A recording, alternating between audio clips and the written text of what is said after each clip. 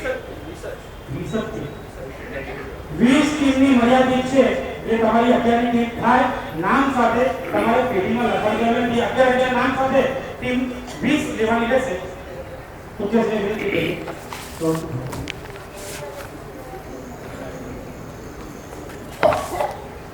सोमं सोम समाकारं सोमाभं सोम संभवं सोमदेवं मुनि नत्वा नीति वाक्यामृतं ब्रुवे। अनंत उपकारी पूज्यपाद आचार्य भगवान सोमदेव सुरेश्वरी महाराज रचित नीति वाक्यामृत ग्रंथ की शुरुआत करने के पहले 1000 साल पहले ये ग्रंथ की रचना इस आचार्य भगवान ने की और ग्रंथ की शुरुआत करने के पहले आचार्य भगवान परमात्मा को नमस्कार करते हैं। हमारे में एक अति उत्तम परंपरा चली है, किसी भी मंगल कार्य की शुरुआत करने के पहले आपको निश्चित तौर से मंगल करना है। आप जैसे बाहर निकलते हो, नमक खा के निकलते हो, दही खा के निकलते हो, गुड़ खा के निकलते हो, वो है द्रव्य मंगल, और परमात्मा को नमस्कार करना वो है भाव मंगल। आज आपके सामने 3 बात इस पहले प्रवचन में रखना चाहता हूँ। परमात्मा की भक्ति, परमात्मा की स्मृति, परमात्मा को किए हुए नमस्कार का 3 फल मुझे और आपको मिल सकता है। नंबर 1, परमात्मा की भक्ति से मैं समृद्ध बन सकता हूँ, परमात्मा की भक्ति से मैं समर्थ बन सकता हूँ, और परमात्मा की भक्ति से मैं शुद्ध बन सकता हूँ। आपके सामने 3 विकल्प, या तो भक्ति करते समृद्ध बन जाओ, या तो भक्ति करते करते समर्थ बन जाओ, या तो भक्ति करते करते अपने आत्मद्रव्य को शुद्ध करते चलो। गाड़ी बंगले मोटर वो सब कुछ मिलना वो है समृद्ध बनने की मानसिकता। सारे गांव में, नगर में, देश में और राष्ट्र में आपकी ताकत बन जाए वो समर्थ बनने की मानसिकता, और आपकी आंखें के विकार कम हो जाए, आपके मन का लोभ खत्म हो जाए, आपके जिन में पवित्रता की प्रतिष्ठा हो जाए, वो शुद्ध बनने की भूमिका। आज गंभीरता से इस प्रवचन मंगल सूत्र में आगे बढ़ने के पहले हम कंसेप्ट कर दे कि भगवान आपसे मैं क्या चाहता हूँ।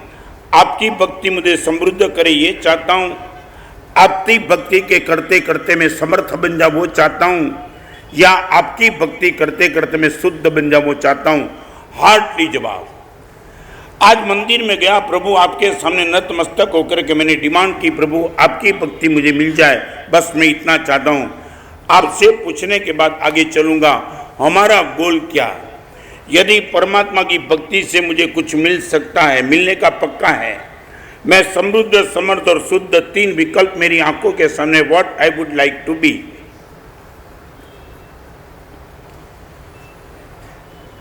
एकदम सोच के बोलना, जल्दबाजी मत करना।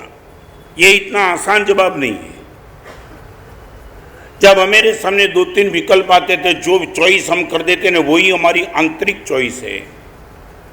भगवान शुद्धि मिले और सामर्थ्य नहीं मिले तो भी चलेगी, समृद्धि नहीं मिली तो भी चलेगा, मगर शुद्धि एनी कॉस्ट मुझे चाहिए। आपसे मैं पूछना चाहता हूं क्या चाहिए। शुद्धि मिलती है, समृद्धि नहीं मिलती है, सामर्थ्य नहीं मिलता है, फिर भी शुद्धि मिलती है। आप समृद्धि मिलती है, सामर्थ्य नहीं मिलता है, शुद्धि नहीं मिलती है। और एक और आपको सामर्थ्य मिलता है, समृद्धि और शुद्धि नहीं मिलती है। आप किसके बिना चला सकते नहीं हो, और आप किसके बिना चलाने के लिए तैयार नहीं हो। समर्थता नहीं मिले तो भी चले, भगवान समृद्धि नहीं मिले तो भी चले, मगर एनी कॉस्ट मुझे शुद्धि तो चाहिए ही चाहिए। आपको क्या लगता है? जल्दबाजी मत करना। और एक बात, आप यहाँ बैठे हो ना, तो प्रवचन के ढंग से चलेगा। आपके मन का जो भी प्रश्न है ना, शंका, आप मुझे पूछो, कोई डरे बिना पूछो। एक और समृद्धि मिले, सामर्थ्य और शुद्धि नहीं मिले तो दिक्कत क्या है? सामर्थ्य मिले, समृद्धि और शुद्धि न मिले तो दिक्कत क्या है? और सामर्थ्य और समृद्धि मिलने के बाद भी शुद्धि नहीं मिले तो किनके बिना हम चलाने के लिए तैयार हैं? एक छोटा सा प्रश्न आपको, मुझे सच बोलो, आपके पास करोड़ों रुपया हो, आपकी पूरे बड़ौदा में आपकी गुडविल हो, मगर आपका परिवार आपके नेचर के खिलाफ हो, आप क्या चाहेंगे? हिम्मत में नहीं समझे। आपका बड़ौदा में नाम हो करोड़ों रुपए के मालिक हो, मगर आपके नेचर को लेकर आपका परिवार आपके खिलाफ हो, तो आप क्या चाहेंगे? क्या आप समृद्धि चाहेंगे, सामर्थ्य चाहेंगे कि भगवान से डिमांड करेंगे भगवान ये शुद्धि मुझे दे दे ताकि कम से कम मेरा परिवार तो मेरे पीछे पागल बने? आप क्या चाहते क्या हो?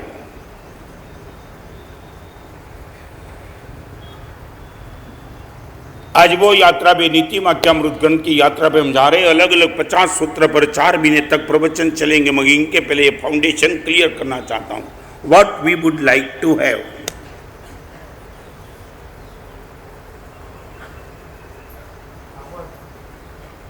क्या करेंगे?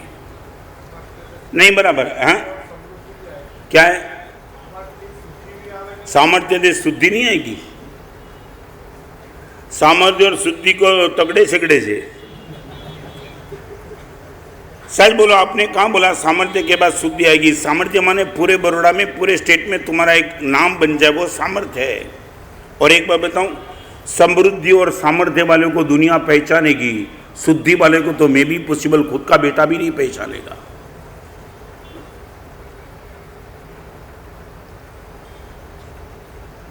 आपको पूछना चाहता हूं और आपका कंसेप्ट क्लियर करूं, सच बोलो। एक छोटा सा प्रश्न का जवाब दो। स्टूडियो में जाकर के आप फोटो निकालो ना प्रशांत भाई, ऐसा फोटो आपका आ जाएगा, वर्ल्ड लेवल पर आपको अवार्ड मिल जाए, मगर आपका एक्सरे बिगड़ा हुआ आवे, आप क्या चाहेंगे? नहीं, मैं पूछना चाहता, सारी दुनिया में, पूरी दुनिया में आपका नाम और पूरे मोबाइल पे, व्हाट्सएप पे आपका फोटो चले जाए और लगे कि ऐसा तो रूप कभी देखा नहीं, ऐसी पर्सनालिटी कभी दिखी नहीं, और उसी टाइम टाटा की हॉस्पिटल से आपके एक्सरे का रिपोर्ट आ जाए कि ब्लड कैंसर है, मैं आपसे पूछना चाहूँगा, आपका फोटो अच्छा आ जाए उसमें आपको रस है, या एक्सरे क्लियर आ जाए उसमें रस है? समृद्धि और सामर्थ्य आपका फोटो टॉप और शुद्धि आपका X-ray top. Now I would like to give, you have to give answer. आप क्या चाहेंगे? मैं फोटो का विरोध नहीं करता हूं, एक्सरे क्लियर आ जाए फिर भले फोटो दुनिया में आपका टॉप आ जाए, कोई विरोध नहीं। भगवान की कृपा से, अनंत तीर्थंकर भगवान की करुणा से, भुवन भानु सूर्य महाराज की आशीर्वाद से और वर्तमान गच्छाधिपति के मेरे पर 4 हाथ होने के बावजूद मैं भी पॉसिबल, मेरे पास एक समृद्धि भी है ज्ञान की, और हजारों लोग मुझे पहचानते, वो सामर्थ्य है, मगर शुद्धि का बलिदान देकर के मैं 2 पे कभी चॉइस नहीं रखी है। मैं आपसे इतना ही पूछना चाहता हूं, नंबर 1 फोटो की, नंबर 2 एक्सरे, आप इतना ही मुझे बता दो। मर गए डरने से? ये एक्सरे भी इसलिए चाहिए जरा मौत आ जाएगी, करेंगे? भगवान के पास, हमारे पास जो नहीं है वो मांगना चाहते हैं। क्या है? हमारे पास जो नहीं है, मैं जो नहीं है वो सब, तेरे पास तो पैसा भी नहीं है, तू पैसा मांगेगा? नहीं नहीं नहीं, एक बार यहाँ बैठने वाले को पूछो, सच बोलो, व्हाट इज द मीनिंग? आप मुझे बताओ। हम धीरे धीरे चलेंगे इस ग्रंथ में। प्रार्थना और याचना के बीच में फर्क क्या है? आज एक छोटा सा गजा, आप मेरे से मांगते हो याचना है कि प्रार्थना है? आप भगवान के पास जाकर के परमात्मा से जो मांगते हो उनका नंबर याचना में लगता है कि प्रार्थना में लगता है? What is the difference between याचना एंड प्रार्थना? क्या है? प्रार्थना है भक्ति नहीं, याचना क्या है? नहीं नहीं नहीं नहीं नहीं, इतना चीप अर्थ आप जितना मानते हो मन से मांगे वो प्रार्थना, याचना नहीं नहीं नहीं। याचना नहीं नहीं नहीं नहीं, याचना भी खुद के लिए, प्रार्थना, हमारे पास जय विराज सूत्र को प्रार्थना सूत्र कहा है। जिनको भी जय विराज सूत्र का पता होगा वो बोलते हो, हे भगवान आपके प्रभाव से हो ममम तो प्रभाव हो, भगवान आपके प्रभाव से मुझे ये चीज होनी चाहिए, भवनी भी हो मग्गानुसारे तबल सिद्धि, वो सब, और उनको प्रार्थना सूत्र कहा है। मैं आपसे कहना चाहता हूँ, भगवान के पास जाकर के आप जो मांगते हो उनका नंबर याचना में होता है कि प्रार्थना में, पता कैसे लगेगा?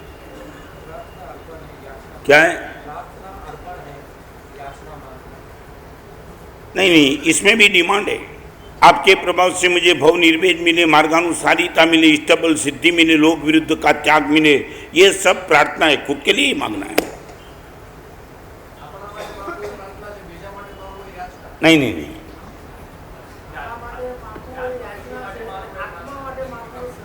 क्या है? हाँ,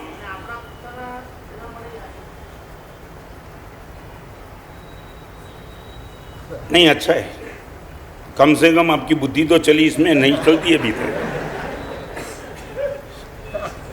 सच्चा जूठा मगरे खोपड़ी तो चली कि चलो इस क्षेत्र में, बाकी तुम्हारा इंटरेस्ट ही नहीं ना, तुम तो बाईपास हो जाते हो यहाँ से। एक छोटा, हाँ, और है कि इसके बाद जवाब? नहीं, एक सीधा सरल एकदम हलवा की तरह पेट में चला जाए, ऐसी डेफिनेशन। रिक्वेस्ट एंड नहीं, अच्छा मजा आएगी। क्या है? एक सीधी बात, भगवान जो छोड़ के निकले हैं वो चीज के लिए प्रभु के पास जाना वो याचना। अब भगवान ने जो चीज पा ली है उनके लिए जाना, उनका नाम है प्रार्थना। सीधी डेफिनेशन। भगवान जो चीज छोड़ के निकल गए वही चीज के लिए प्रभु के पास जाना, वो डिमांड करना, वो है याचना। और भगवान ने जो चीज पा ली उनके लिए परमात्मा के पास जाना, उनका नाम है प्रार्थना। अभी सीधा जवाब चाहिए, क्या चाहिए? भगवान आप गाड़ी छोड़ के निकले, पैसा छोड़ के निकले, परिवार छोड़ के निकले, राजगादी छोड़ के निकले, सत्ता छोड़ के निकले, और यही चीज यदि मैं आपके पास मांगता हूं, इनका नंबर जाता है याचना में। और ये सब छोड़ करके भगवान आपने अपने आत्मद्रव्य को निर्मल कर दिया, वो ही आत्मद्रव्य की निर्मलता में यदि मैं चाहता हूं, इनका नाम है प्रार्थना। सीधा अर्थ, भगवान जो छोड़ के निकले वो प्रभु से मांगना, वो है याचना, और भगवान ने जो पाया है वो प्रभु से मांगना, इनका नाम है प्रार्थना। अभी मैं पूछना चाहता हूं, भगवान से हमें क्या चाहिए? जो छोड़ के निकले वो, या भगवान ने जो पाया है वो? सोच के बोलना, जल्दबाजी मत करना। अभी तक तुम्हारी मानसिकता नहीं बनी हो तो बोल देना, महाराज साहब भगवान ने जो पाया है वहां तक अभी हमारी नजर नहीं गई है, भगवान जो छोड़ के निकले वहां तक हमारी नजर है, और वही चीज हम भगवान से मांगते हैं। यदि इतना तो प्रामाणिकता से बोल देना, झूठ मत बोलना। क्या है? दोनों मिल सकता है ना। पहले नंबर में क्या चाहिए वो बोलो। दोनों मिल सकता है, कोई विरोध नहीं। नंबर एक पे क्या चाहिए? ये दोनों बोलने वाला इतनी बात करता है कि नंबर एक यदि इनके मन में महत्वपूर्ण बैठा है, नंबर दो बैठा है। एक बात बताऊं, आपकी बात बताऊं, सच बोलो, मेरी तुम भक्ति करते हो, मेरे से तुम याचना करते हो, प्रार्थना की इनका फर्क क्या? मैंने जो छोड़ा वो मांगते हो तो याचना, और मैंने जो पाया वो मांगते हो प्रार्थना। चाहिए क्या बोगस बात करते हो तुम? क्या है? नहीं लेनी पड़े क्या? तो दीक्षा लेनी पड़ता, गुंडागिरी से गई तो दिक्कत क्या है? नहीं आप बोलते कि सभी ऐसा करते दीक्षा लेनी पड़ती, ले लो ना। यहाँ कोई डाकू थोड़े बैठे ऐसे।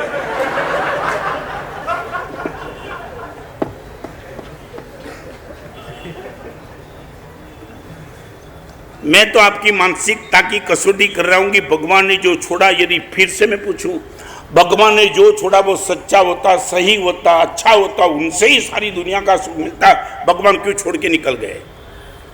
तुमने कभी जीवन में इनका सोचा नहीं? भगवान यदि यही चीज सब सुख का कारण होती, सत्ता, संपत्ति, सौंदर्य, स्त्री, स्वास्थ्य, संबंध सब, और यही दुनिया का सबसे बड़ा सुख होता, तो भगवान क्यों छोड़ के निकल गए? आप यदि परमात्मा से वही चीज मांगते हो जो भगवान छोड़ के निकले, तो पहले एक तो पूछो कि यदि अच्छा होता तो भगवान छोड़ के क्यों निकले? हमसे तो भगवान ज्यादा बुद्धि वाले थे। आप इतना ही कम से कम सोचा होता कि भगवान जो छोड़ के निकले उसमें ही सारी दुनिया का सुख होता, तो भगवान छोड़ के निकले क्यों?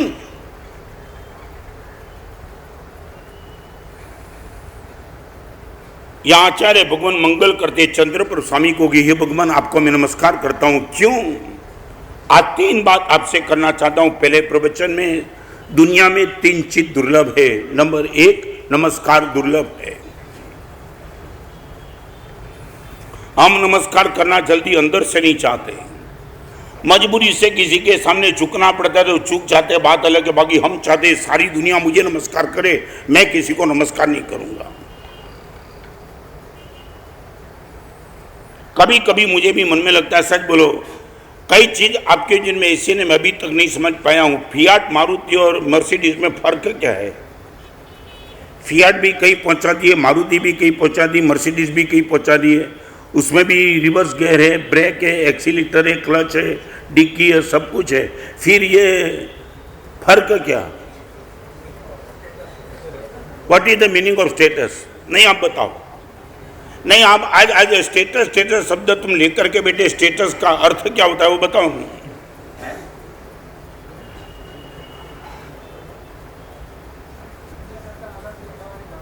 क्या है? क्या करेंगे? ओके, आप ये बोलते दूसरे से अलग दिखाने की भावना, बराबर है। क्या करेंगे वो अलग दिखाने के बाद?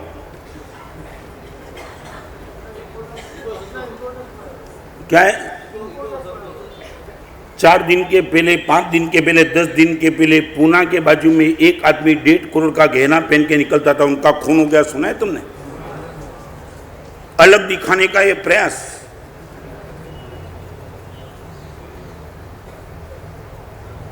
मुझे इतना ही बताओ, स्टेटस व्हाट इज, ये करके तुम्हें करना क्या है? अलग दिखाने में तुम सफल बन गए, मगर करना क्या है?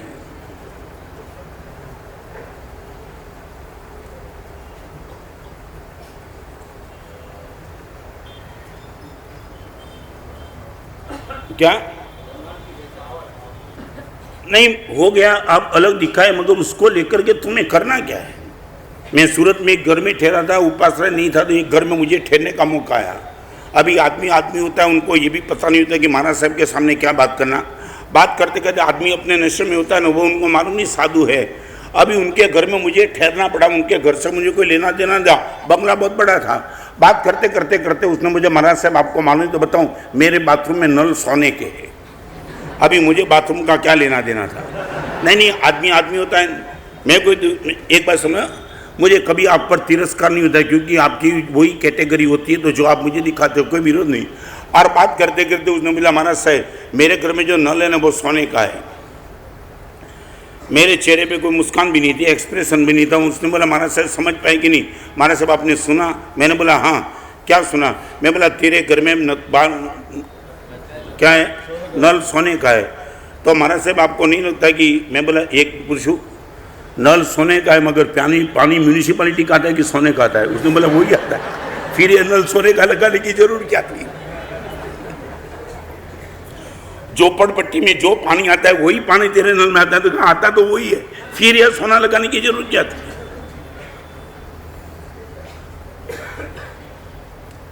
जवाब है तो मेरे पास कोई। यदि वही पानी तुझे पीना है तो भी सोने का नल लगाने की, ये तुम्हारा ईगो पुष्ट करने का प्रयास, और तुम्हारे ईगो की कोई आरती नहीं उतारता है, गाली देता है। एक ही बात, मर्सिडीज लाने के लिए तुम्हारे मन में भाव था सारी दुनिया मुझे नमस्कार करे, मैं न करूँ, ये मैं कहना वो चाहता हूँ। ओहो, आप बहुत आगे निकल गए। घना माणसों મને મળે છે ને, સાહેબ વડોદરામાં આવે ત્યારે લોટો દોરી લઈને આવ્યો, તમે અત્યારે લોટો ગયો ને દોરી ગઈ, તું એકલો ઊભો છે અત્યારે। હા, ઘણા બધા પોતાના વખાણીમાં કરે લોટો દોરી લઈને આવ્યો તો, અને આજે સાહેબ રહેવા દે, શાંતિ રાખ। चलो आगे। नंबर 1, सबसे पहला दुर्लभ में दुर्लभ कोई चीज है नमस्कार का भाव। आपको झुकने का मन, वो एक चमत्कारी अध्यात्म जगत का, गुरुदेव मैं आपके चरण में झुक जाऊंगा।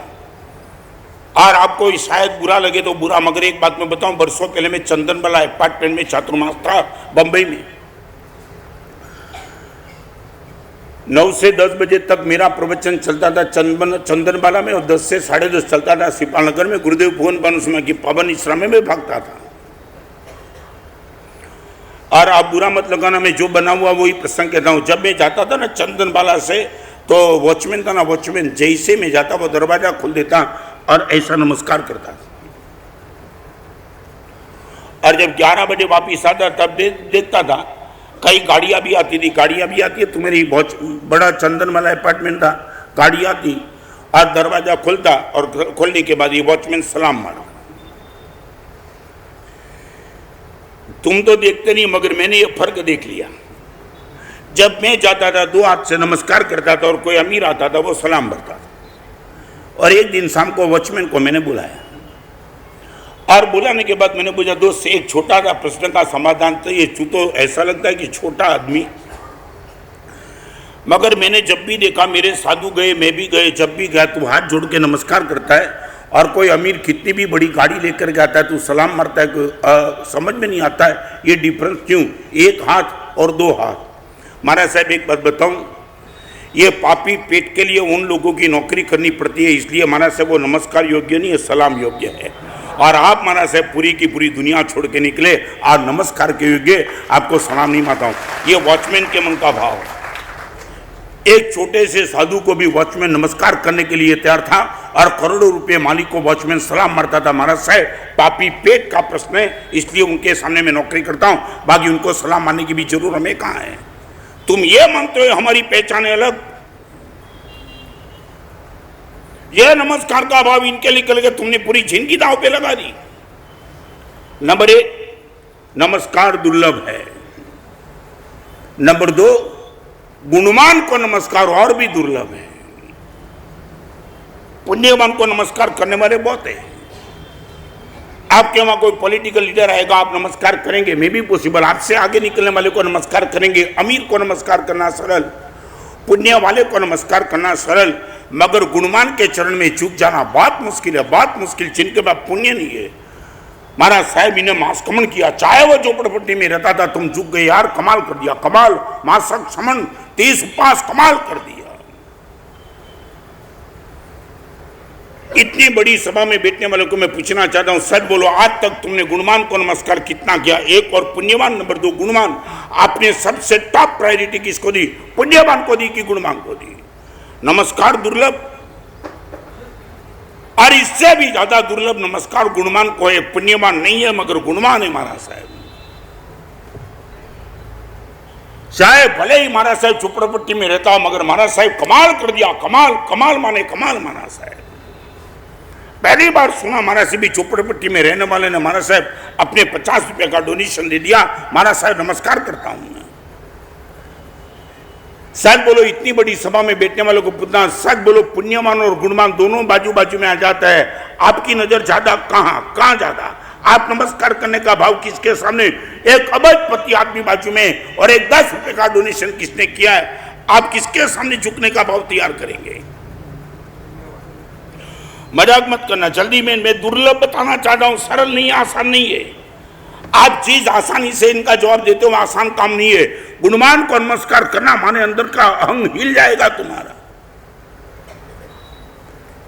आचार्य भगवान नमस्कार करते भगवान चंद्रप्रभ स्वामी को। नमस्कार भी है, और नमस्कार किसको? अनंत गुण के मालिक को है।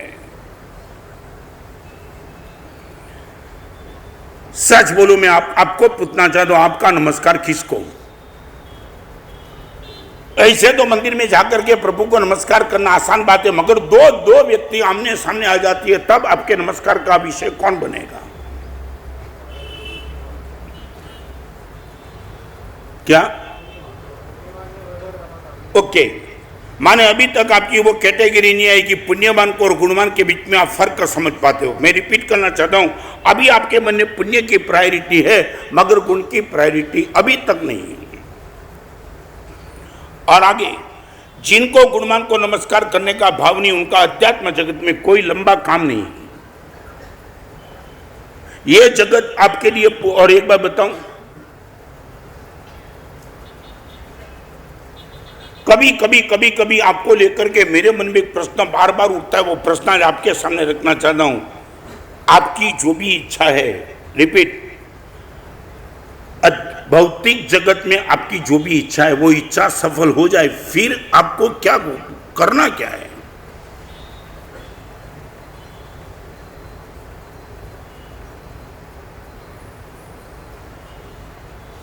नहीं समझे तुम? आपकी जो भी इच्छा है, भौतिक जगत की हर इच्छा शायद सफल हो भी जाए, आपको क्या करना क्या है? हाँ?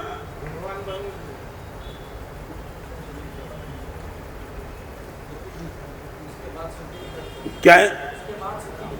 उसके बाद कहां चलना है? एक बात, शुद्धि के बाद शुद्धि के तरफ चलने के लिए यह सब जरूरी नहीं है ना। यदि उनके बाद शुद्धि के लिए ही चलना है तो अभी से शुद्धि के लिए चलने में दिक्कत क्या है? और आपको लगता है कि सच बोलो इतनी आपकी इच्छा सफल होगी तब तक आपके पास एनर्जी बचेगी, लगता है आपको? और आपका जीवन इतना बचेगा वो भी लगता है आपको? आपको फ्यूचर के लिए कौन सी गारंटी आपके पास? तो फिर शुद्धि के लिए पहले जाना चाहिए कि सामर्थ्य और समृद्धि के लिए पहले जाना चाहिए? आप ये तो तय कर लो।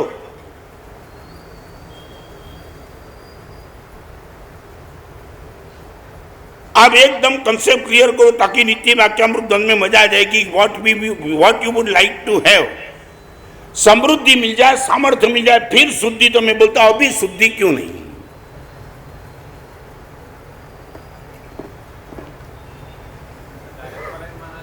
क्या है?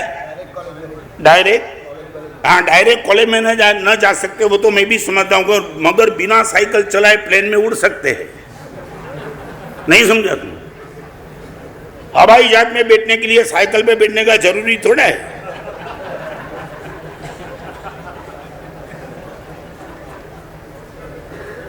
क्या हुआ बोल?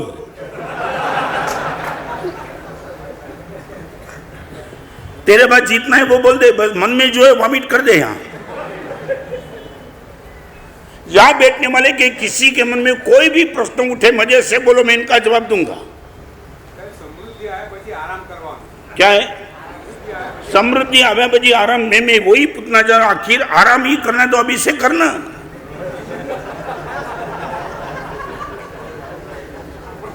मैं यही तो कहना चाहता हूँ, सब करने के बाद आराम ही करना है तो अभी तो आराम का बहुत समय भी है। समृद्धि के बाद आराम तो होने वाला ही नहीं है।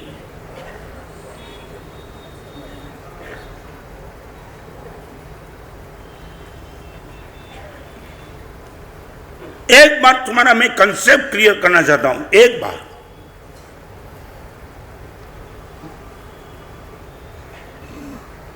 और एक छोटा सा प्रश्न आपको, मुझे सच बोलो, 10 रोटी की आपकी भूख हो और 5 रोटी प्रसन्न पे मिले तो ऐसा 50% तो भूख कम हो जाती है ना? होती क्या नहीं, बोलो ना? बराबर है।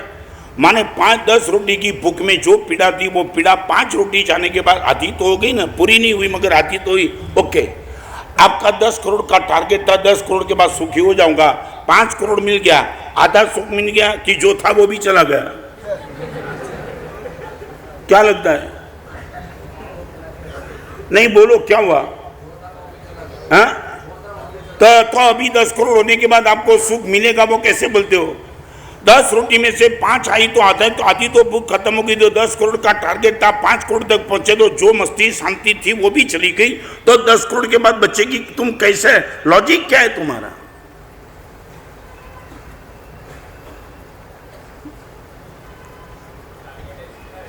क्या है टारगेट? मैं यही तो कहता हूं, आधा टारगेट है तुम्हें, बराबर है ना? अरे बड़ौदा से आनंद जाना तो 25 किलोमीटर में, क्यों 12 गया तो 12 ही बचाना, इतना तो मुझे रिलीफ होगा ना। मैं जितना चलता हूँ इतना कम होता है, वो तो बराबर है। तो आप टारगेट के नजदीक जाते हो, इतनी शांति मस्ती प्रसन्नता आपकी बढ़ती है, सीधा बोलो ना। हाँ, लोग बढ़ेगा ना, ये अनुभव। तो फिर मैं पूछना चाहता हूँ, ये टारगेट लेकर के क्यों बैठे हो? जैसे मंजिल नजदीक आती है और नई मंजिल मन दिखाएगा। 10 करोड़ का टारगेट लेकर के बैठे, तुम 8 करोड़ तक जाएंगे ना तो मन बोलेगा 10 से नहीं ठीक होगा, 15 करोड़ चाहिए। हाँ,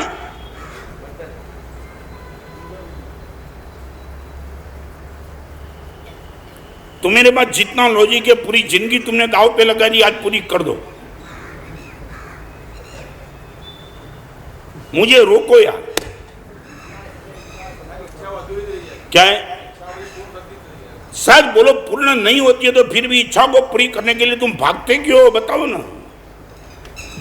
भागना तो पड़ता ही है। क्या है?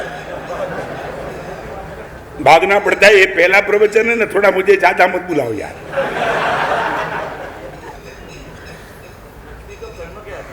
एक बात बताऊं, थोड़ा कड़क लगेगा मगर आज बोलूंगा।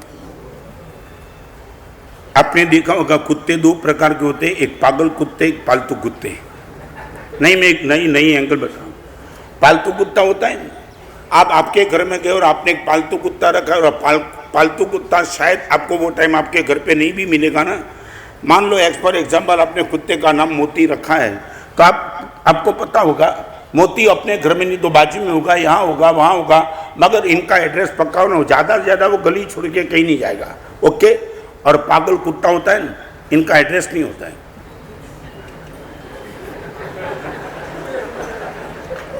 नहीं नहीं नहीं, थोड़े जल्दीबाजी मत करो, अभी मुझे बोलना बाकी है यार।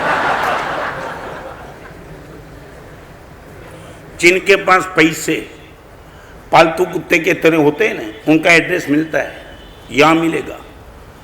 मगर मैं सच बताऊं, बुरा मत लगाना, इस विचार को किसी के सर पे फिट होता है तो टोपी आप पेन में मत लेना। मगर कई पागल कुत्ते जैसे मैंने उनको देखे, आप इनको पूछो कहाँ मिलेंगे, बम्बई। आप इनको बम्बई मिलने के लिए 4 घंटा लेट जाओ, वो बोलेंगे अभी ही इजराइल के लिए निकल गए। आप 2 दिन के बाद इजराइल उनको फ़ोन करो, लगाएंगे अभी ही वो एंट्रप के लिए छूट गए।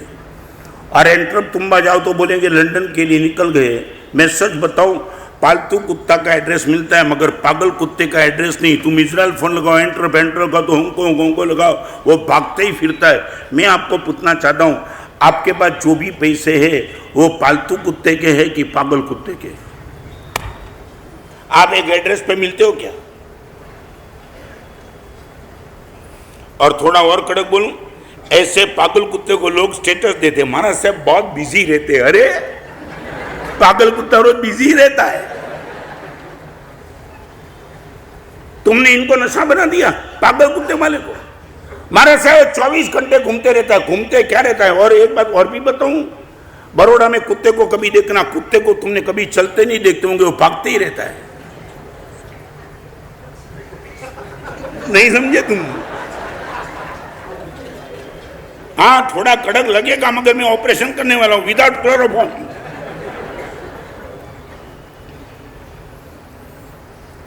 आप क्या है, क्या है?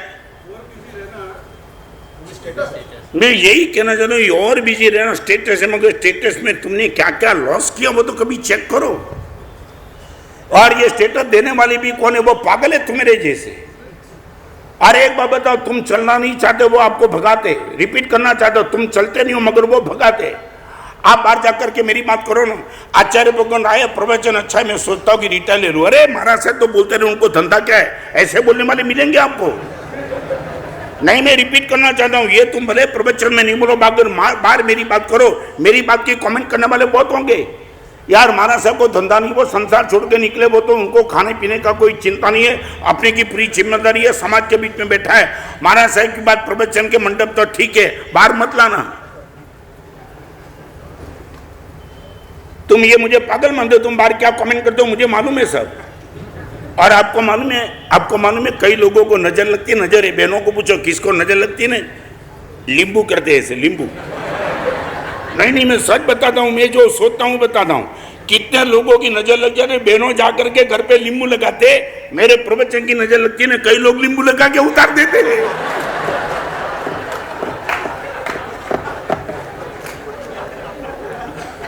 महाराज साहब तो साधु बने, बोले यार हमारा काम नहीं है, सुनना बस, इससे आगे मत बढ़ना।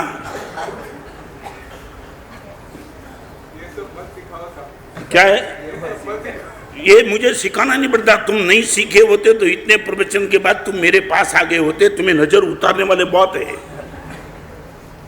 मेरे प्रवचन की नजर 1964 में गुरुदेव के 3 प्रवचन सुने, नजर लग गई और मैं यहां बैठ गया। मेरी नजर भी उतारने वाले बहुत निकले तो उनको सबको घर पे रख दिया, तुम छोड़ो यार। और एक बात मैं आपसे गंभीरता से कहना चाहता हूं, आपको भगाने वाला जिस दिन आप टूट जाएंगे ना, वो अपने घर पे बैठेगा, आपका हाथ भी पकड़ने के लिए आने वाला नहीं है। आप ये मानते हो? आपको भगाने वाला बाजार में दौड़ते चलिए, और भी ब्रांच ऑफिस खुलते जाए, America, London, German, Japan, UK में होनी चाहिए। और जिस दिन आपको कैंसर होगा ना, वो अपने घर पे बैठेगा। तुम उनको बोलो, फोन करके तू बोलता था ना, वो बोले तेरा तू जाने, मुझे कुछ लेना देना नहीं, ये तुम्हारा संसार है।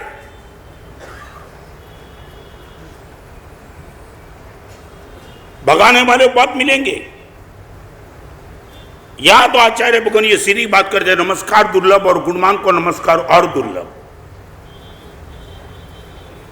गुरुदेव आपके चरण में मैं झुकता हूं क्योंकि आपके पास गुण है। देवा भी तम नमम संति जस सत में श्यामणु, लाखों करोड़ों देवताओं भी उनको नमस्कार करते हैं। जो गुण लेकर के बैठा है, देवता के बाद पुण्य जबरदस्त है मगर गुण नहीं है। आगे चलो। नंबर 1 नमस्कार दुर्लभ, नंबर 2 गुणवान को नमस्कार दुर्लभ, और इससे भी ज्यादा दुर्लभ चीज गुणवान बनने के लिए गुणवान को नमस्कार दुर्लभ। नंबर 1 नमस्कार दुर्लभ, नंबर 2 गुणवान को नमस्कार दुर्लभ, और नंबर 3 आप ही बोलो क्या?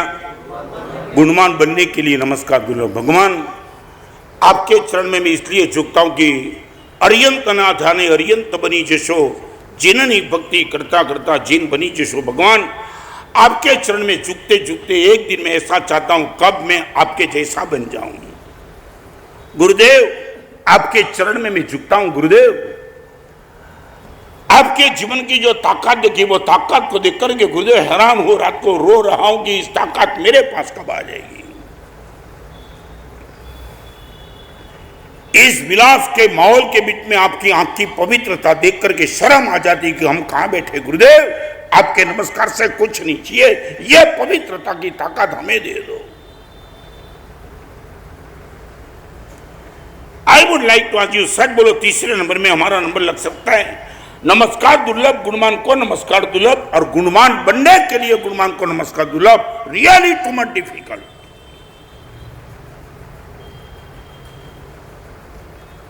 मैंने उदार आदमी को नमस्कार इसलिए किया, भाई हाथ रखो मेरे हृदय में भी उदारता की प्रतिष्ठा हो जाए। किसी ब्रह्मचर्य का पालन करने वाले के चरण में तुम इसलिए झुके, दोस्त ये ताकत मुझे भी तो दे दो।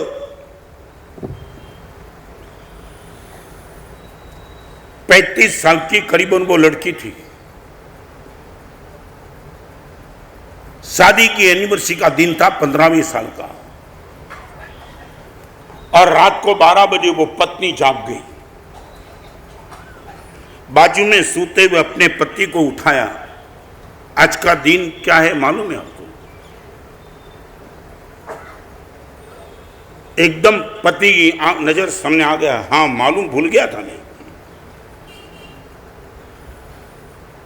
15 साल के पहले आज के दिन हमारी शादी हुई थी।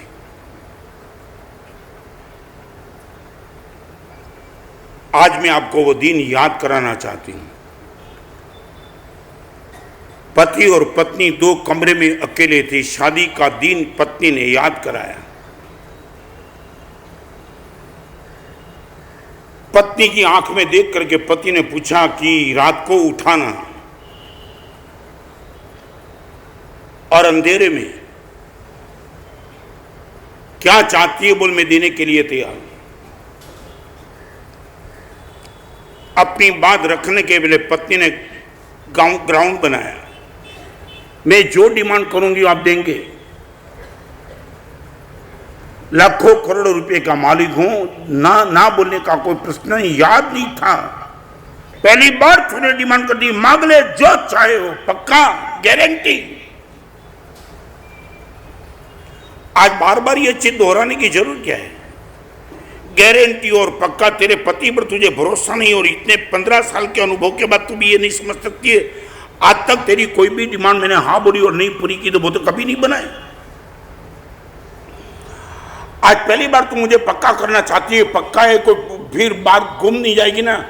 जल्दी बोल, तू जो चाहे वो बोल, रात निकल रही है। और हाथ जोड़ करके पत्नी ने सिर्फ पति को इतना ही कहा। 15 साल के शादी का जीवन का अनुभव किया। दुनिया ने जो देखा था वो हमने अनुभव कर लिया, वो वासना का सुख। आज 15 साल के बाद भी वो वासना अभी भी अतृप्त है। चाहे और भी 15 साल मिल जाए जीवन के तो भी वासना की तृप्ति होने का कभी नाम नहीं होगा। आज मैं आपसे आंख में हाथ जुड़ा करके एक डिमांड करती हूं, जीवन भर के लिए ब्रह्मचर्य की मुझे भेंट दे दो। स्टॉप दे रहे क्या पति? जिनकी भर के लिए ब्रह्मचर्य बस बहुत हो गया। 15 साल का भी अनुभव है, कहता कि हम चले बात मगर मंजिल कहीं नहीं आई। आज बस इतना प्रेम से आपसे मांगती हूं। आपने बोला है कि मैं कभी तेरा वादा मैंने पूरा नहीं किया, ऐसा नहीं बनाया। आज हृदय से मांगती हूं, पत्नी की आंख में आंसू दे। और पति ने पत्नी के चरण में झुक करके बोला, जीवन भर कर आपसे ब्रह्मचर्य का वादा देता हूं, कल सुबह जाकर के। और मैं आज वो कहना चाहता हूं, गच्छाधिपति जय गोस्वामी का 80वां जन्मदिन है और सुबह वो पति और पत्नी गच्छाधिपति के पास जाकर के बोले, इचकारी भगवान पसाई करी पचकान आदे देसोडी। और गच्छाधिपति को लगा, आंबे कासना बेचना का पचकान मांगते हुए, क्या चाहते हो गुरुदेव? जीवन भर का ब्रह्मचर्य। यह ताकत, ऐसा दृष्टांत सुनने के बाद आंख में आंसू आकर के इनके चरण में मानसिक स्तर से झुक जाने का मन होना चाहिए। 80 साल की उम्र में भी यह ब्रह्मचर्य का भाव पैदा नहीं होता है। और एक पत्नी अपने पति से 15 साल की उम्र में यह मांगती है और दे देता है पति। शुद्धि। आप आओ, मजे से प्रवचन में आओ, मगर अब एक बात का पक्का पता चलना, समृद्धि और सामर्थ्य के साथ मुझे कोई लेन देन नहीं है। मैं चाहता हूं आपके जीवन की शुद्धि बन जाए, आपका लोभ नियंत्रण में आ जाए, आपकी वासना पर आपका कंट्रोल आ जाए। क्रोध करने के पहले आप लाख बार सोचेंगे, झूठ बोलने के पहले आप सोचेंगे कि अभी किसके लिए। लाखों करोड़ रुपया पाने के बाद भी अभी झूठ नहीं छोड़ता तो फिर ये झूठ कब तक चालू रखूंगा। ये यदि आपके मन में सिर्फ एक मनोमंथन शुरू हो जाए, मनोमंथन। आओ मेरे पास, याचना के मूड में कभी मत आना, प्रार्थना के मूड में आ जाओ। गुरुदेव आपने छोड़ा है वो नहीं, आपने जो पाया है 50 साल के दीक्षा जीवन के बाद, गुरुदेव वो दो, हमें वो चाहिए कि जिसको लेकर के आप पूरी मस्ती से जीवन जीना चालू कर देते हो।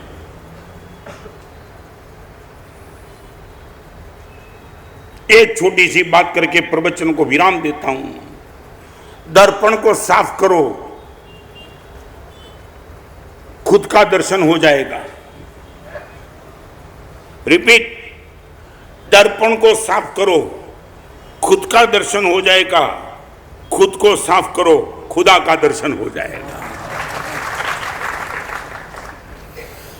एक बार दर्पण को साफ करो, खुद का दर्शन हो जाएगा। और खुद को साफ करो, खुदा का दर्शन हो जाएगा। दर्पण साफ करने का प्रयास तो जिंदगी में बहुत किया, अभी खुद को साफ करने की एक यात्रा शुरू हो चुकी आज से। गाड़ी के कांच बहुत साफ किए, ये चश्मा का निकाल करके भी उनके कांच भी बहुत साफ किए, बहुत हो गया। अपने चेहरा अच्छा बनाने के लिए हर तरह का प्रयास किया, मगर वो एक्सरे की बात किसी ने नहीं सुनाई। 4 महीने का प्रवचन एक्सरे क्लियर करने के लिए चलेगा, फोटो से कोई रिलेटेड नहीं है। आओ, मजे से आओ। और मैं गारंटी देना चाहता हूं, समृद्धि और सामर्थ्य का सुख हमने जो अनुभव किया है, उससे कम से कम अनंत गुना सुख आपको शुद्धि का अनुभव होगा होगा होगा। वो गारंटी प्रभु के नाम से मैं देने के लिए तैयार हूं। आपको लगेगा गुरुदेव गाड़ी में घूमने का सुख तो बहुत देख लिया, आपके साथ नंगे पैर चलने का सुख गुरुदेव एक बार देखना चाहता हूं। वासना का सुख तो गुरुदेव बहुत देख लिया, अभी ब्रह्मचर्य का सुख क्या हो सकता है वो अनुभव करना चाहता हूं। वो जिस दिन आपके मन में एक तृषा, एक तरस, एक ललक, एक लगन पैदा हो जाएगी, फिर आप जो चलेंगे वो आपकी कल्पना बाहर की बात। लास्ट दृष्टांत, अहमदाबाद का लड़का है जिनका नाम प्रकाश वसा, उनका बेटा मेरे पास आया था। छोटी बात, और प्रवचन को विराम देता हूं। कल से ठीक 8:30 बजे शुरू हो जाएगा और 9:30 बजे विराम दे दूंगा। मारा सब, ये मेरा छोटा बेटा है ना, आप इनको कोई भी भगवान का नाम बोलो वो तीर्थ का नाम बता देंगे। छोटे बेटे को संस्कार दिया था मैंने, बोला ऋषभदेव भगवान पालिताना, नेमनाथ भगवान गिरनार, मणिनाथ भोहिनी, पार्श्वनाथ शंखेश्वर, और तीर्थ का नाम बोलो तो भगवान का नाम बोले। मैं बोला भोहिनी तो मल्लीनाथ, पालिताना, आदिनाथ। दिलेश उनका बाप मुझे बोला गया था कि महाराज साहब एक बार शांतिनाथ भगवान और लेस्टर पूछना। लेस्टर में मूल नायक शांतिनाथ भगवान है और मैंने उनको बोला शांतिनाथ भगवान, उसने बोला भोपावर, लेस्टर का नाम नहीं बोला। फिर मैंने उनको बोला लेस्टर, मेरे सामने देख करके मौन हो गया। मैं बोला लेस्टर, महाराज साहब आगे पूछो। एक बार, दो बार, तीन बार ये चलाना था। इनके बाप ने पूछा कि बेटा मैंने तुझे नहीं बोला कि लेस्टर में शांतिनाथ भगवान है? महाराज साहब बोलते जवाब क्यों नहीं देता है? मैंने बोला लेस्टर, मऊ। 4 बार ऐसा चलाना। फिर मेरे मन में पूछा, मैंने पूछा तेरे पिताजी बोलते लेस्टर में शांतिनाथ भगवान और मैं तुझे लेस्टर पूछता तो जवाब नहीं देता है? महाराज साहब मुझे मालूम है लेस्टर में कौन से भगवान है, फिर भी मैं नहीं बताऊंगा। मैंने बोला क्यों? महाराज साहब जब तक मेरे पिताजी जिस भगवान का दर्शन मुझे नहीं कराते तब तक नाम नहीं बोलता उनको बोलो पहला लेस्टर ले जाए फिर बात करता हूं।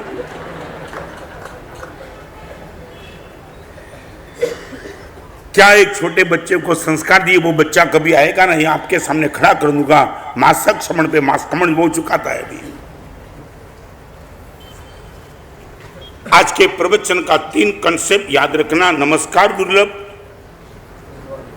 नंबर 2 गुणमान को नमस्कार दुर्लभ, और नंबर 3 इससे भी ज्यादा दुर्लभ गुणमान बनने के लिए गुणमान को नमस्कार दुर्लभ है। 1000 साल पहले हो चुके पूज्यपाद आचार्य भगवान समदेव सुरेश्वर जी महाराज, आज जब मैं ये सूत्र यहाँ बोलूंगा ना आपको लगेगा महाराज साहब ये समकालीन सूत्र लगते। 1000 साल पहले इस आचार्य भगवान को कैसे पता चला होगा? ऐसे अद्भुत सूत्र पर आज से हमारी प्रवचन माला शुरू होती है। आज ग्रंथ बेराने का एक अच्छा माहौल था, ज्ञान पूजन का माहौल था।